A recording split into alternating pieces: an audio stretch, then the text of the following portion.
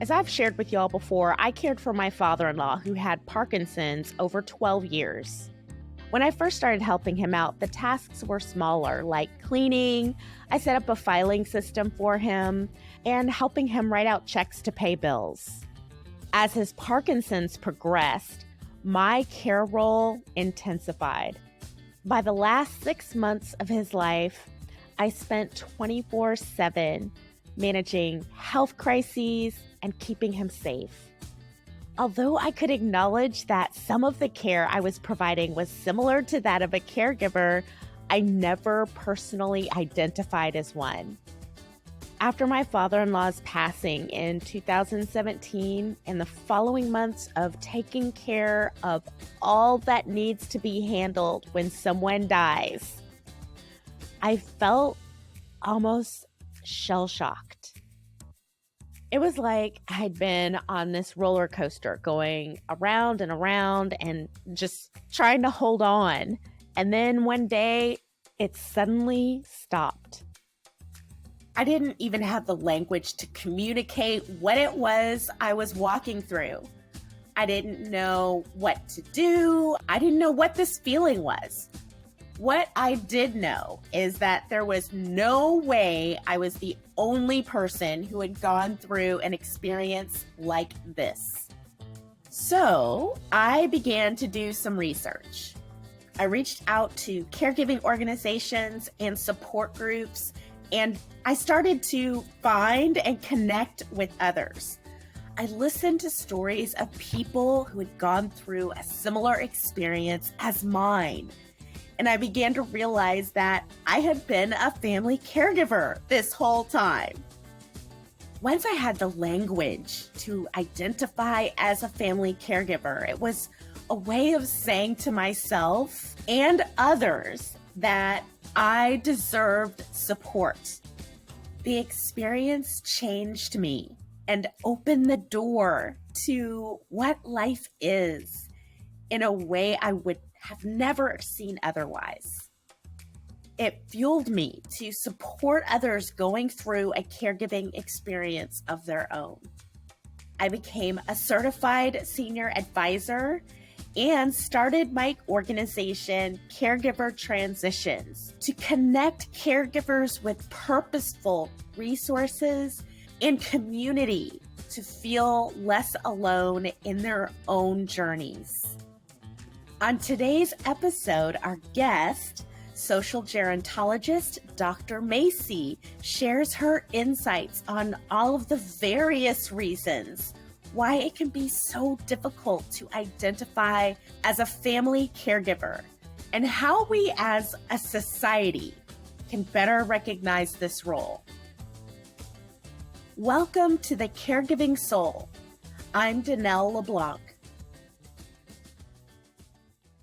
Well, I think first we have to define what we mean by caregivers. And so in the work that I do, I have family caregivers and I also have professional caregivers, better understanding the definition of the two. And so, of course, family caregivers, typically they don't get paid. They're the family members or the friends who volunteer to come over or to bring their loved one in with them and to provide care. Professional caregivers is when you actually contact a home care company and they're paying a trained caregiver to come in and to provide care. And so one of the things I think makes it difficult for family caregivers to identify as a family caregiver, number one is fear, because 9 times out of 10, you don't plan your life to one day be a family caregiver. You don't say, I want to go to school.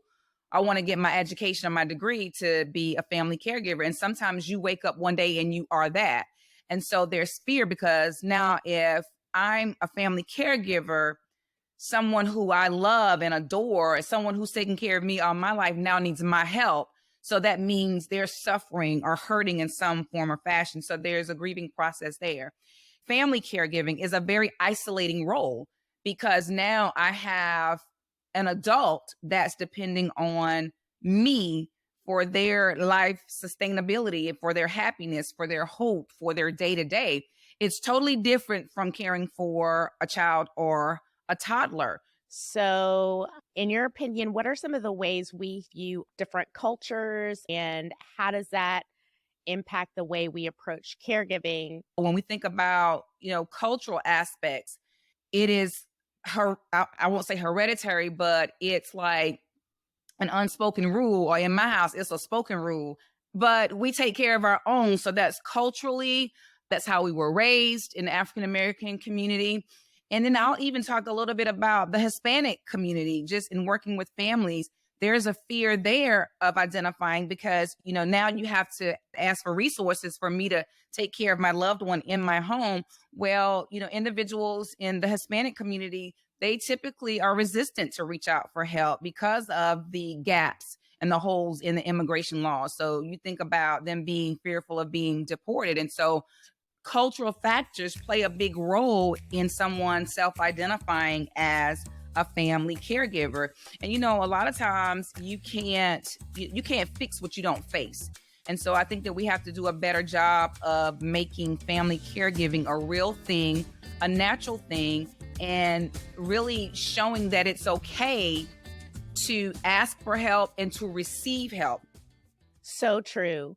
We can't fix what we can't face. We can't fix what we can't name. Yeah. I would also say, to add to that, geographic locations, where you were raised. In the South is going to be different from up north or out west. And so in the South, culturally, what people say really does matter to us, and how our family structure and our families handle the caregiving journey or the caregiving process. Because you would hear family members who, and you can probably attest to this, Dannelle, who don't do not one thing, but got a whole lot to say about what you should be doing or what you shouldn't be doing. And then they'll start talking about, well, great-great-great-granddaddy did not do that to great-great-great-grandmama. That's a totally different time. There were probably less resources out there than what we have now. And so when we don't consider the nuances of the industry, or just being innovative and really standing up for yourself as a family caregiver, saying, hey, I can't do it all. Because before you can be a blessing or a help or support to anybody else, you got to be strong. You got to be healthy. Going back to your question with cultural factors, culture is not just skin color or race or ethnicity. It is about family structure. It is about location, geographic areas. It is about spirituality, right? So all of those are cultural factors and could be cultural barriers to self-identifying as a family caregiver. And when you don't self-identify, you don't receive the help that you need, because it's almost like, just say if you were a supervisor and you got one person on your team who constantly comes in late, but you don't want to call them out because you don't like confrontation. So you speak to all 20 of your employees about coming in late, and the one person who comes in late, it goes over their head. It's like, oh, she's not talking about me. Yeah, she is. And so those are the things that you definitely have to consider. Culture is much more than skin color and ethnicity. And we really have to consider the whole person and their experiences, and really say to them, it's okay to identify as a family caregiver, because you wouldn't want it any other way. You don't want anybody else taking care of your mom. You want to know that you have done everything that you could do in your power to be as healthy for her or for him. So that way, at the end of the day, when it's all said and done, you have no regrets. Yeah, absolutely. And when we recognize ourselves as family caregivers, when we accept that role, then it also helps to connect us to resources and support that help us manage things like the judgments that we may receive from others who are critical of hard decisions that we've had to make. So I think that culturally, whether it's based on location or ethnicity or family tradition, religion, what have you, that in order to navigate those expectations mindfully, to address them in a practical way, then we have to be educated about what this role means, what this work means, and to be able to communicate that to other family members in a way that shifts the conversation beyond that, those grooves that get worn in our family conversations where it's the same things are said on either side, back and forth, to interrupt that cycle, interrupt those types of conversations with fresh perspective. So you talked about the impact of different cultures, and you talked a little bit about some of the ways that impacts caregiving relationship. In your opinion, what are some of the ways we here in general in the U.S. view older adults, and how does that impact the way we approach caregiving, especially when it remains unnamed or unrecognized? Aging in America is different from aging in other countries such as Japan. There's longevity in Japan because when their seniors reach a particular age, they are revered, they're celebrated. This is what you want to be. This is what you want to achieve. And, Americans, we say we want to live a long time, but we don't want to get old. Well, if you're not getting older, you ain't living. Every time you turn on the TV, you talk about the power of media, anti-aging or reverse the aging process. How are you going to do that? And when we think about the majority of our family caregivers are women. Now, there's a growing number of men. I mean, that gap is shortening, but there are more women, and the average age of a woman caregiver, family caregiver, is 49 and a half. So when we think about us caring for someone else, because women, we're natural nurturers. And so we're at the top of the heart disease rate. We're at the top or the epicenter of Alzheimer's disease. We're at the epicenter of a lot of these chronic illnesses. One of the reasons is our stress level. We stress a lot because we care for mine, yours, theirs, everybody else's.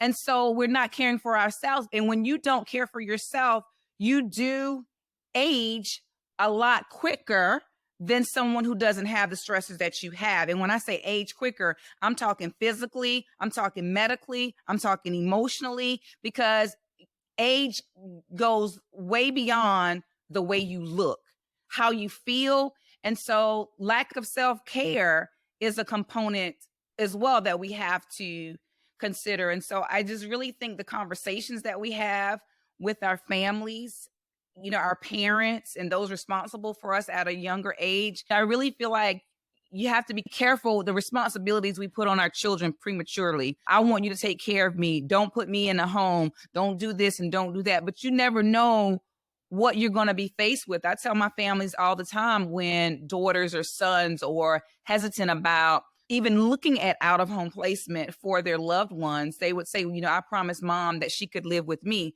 Well, mom didn't know she was going to have Alzheimer's disease, or dad didn't know he was going to be a paraplegic or quadriplegic. And so, I really have to have those tough conversations. And it starts with realizing what you're able to do as a person in your immediate space. Absolutely. Having tough, realistic conversations that involve not just quality of life and care for the person who needs it, but also for those family members, caregivers who are providing support, so that it opens the door to say that, okay, if mom says, don't put me in the nursing home, and we hear that we have a follow-up discussion around, okay, what needs to take place? What kind of support do I need as a caregiver, as a daughter with other obligations and responsibilities, to be able to do my best to facilitate that? So, there are so many different variables to navigate here. So how can we and society better recognize our role? In your conversation or in your engagement with people, loved ones, friends, colleagues, coworkers, if at any given point in time you say out of your mouth, I care for, and that is connected to a human being, you are a family caregiver. And that is okay, because I promise you, when you say that, you're going to get a lot of support and a lot of other self-identifying individuals that you never would have even considered or had access to had you not revealed, not even saying you're a caregiver, but revealing, I help, or I support, or I take care of. Then you can receive it, right? And so what you do is, out of your mouth, you have professed and confessed that you yourself take care of someone else. And now I do too. I take care of my dad, or I took care of my mom. And now you're getting resources coming to you in droves because you have confided or expressed to someone what you're feeling here and describing, what it is that you do. And sometimes it becomes a definition of who you are at that time. Sometimes we think as family caregivers that roles are supposed to be reversed. And now mama is the daughter and the daughter is now the mama. That's wrong. That's one of the worst things you can do for yourself and for your loved ones. And what I find is that once you figure out how to effectively communicate with your loved one who is a senior or older adult loved one, it actually does make the caregiving process a lot better, a lot more efficient, a lot more respectful, and a lot more hopeful. Because again, the family caregiver now knows that things are changing, things are going to be different. And so when you foster a positive engagement profile with your loved one, then it makes the caregiving process a lot more palatable, and you'll find yourself having more time to do things for yourself, because now your loved one, you created a space or an environment of calmness, a supportive environment where the mood is happy. That person does not feel like they're a burden. That person does not feel like they've lost their independence because of the way you speak into their soul. So, Dr. Smith, what are some of the resources that you recommend when a person has accepted this identity as caregiver? I recommend anyone who has a frontline relative who is a senior, and you know that you are the responsible party, and you know that you're going to be the one to take care of that person in the event they need help, because they already call you for stuff anyway. I would always recommend getting in contact with their local area agency on aging. Every county, and it could be several counties grouped together, but every county has an area agency on aging, and the name could vary in different capacities. And every state has a department on aging. Go ahead and get up to speed on what those resources look like, and also how to qualify for those services. And so being able to plan early will better position you to take care of your loved one. Thank you so much for mentioning that as being a primary resource for anyone who is caring for or helping to look out for an older adult in their family. I am a huge supporter of the local area agencies on aging. Thank you so much for joining me today. Thank you. I enjoyed it. Thank you for joining our conversation with Dr. Macie Smith. Once we're able to name our caregiving experience, we're better able to connect to resources that support wellness. Fear and denial are natural, especially when we're stepping into this role unexpectedly. So we need that kind of naming connection to see what's possible to make informed decisions. We also need to do the internal work of defining what it means to provide care and how it can work in our lives. We can't effectively care for someone else until we have a plan for ourselves. Every episode of The Caregiving Soul has a page on empoweredus.org where you can find the extended show notes, including transcripts and relevant resource links. For additional bonus content from this episode and to connect with us, be sure to follow the Empowered Us social channels on Instagram at Empowered Us Network and Twitter at Empowered Us Pod.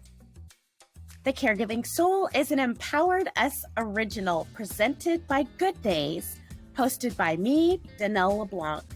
If you liked this episode, be sure to rate and subscribe to this show wherever you get your podcasts. And remember, the right care includes care for you.